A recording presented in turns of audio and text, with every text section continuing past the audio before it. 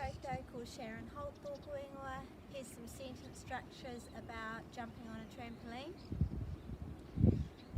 Ka peke ahau ki runga I te tūraparapa.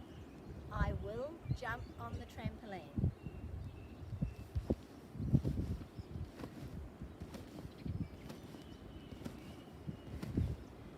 Kei te peke ahau ki runga I te tūraparapa. I am jumping on the trampoline. Or you could say, e peke ana ahau ki runga I te tūraparapa.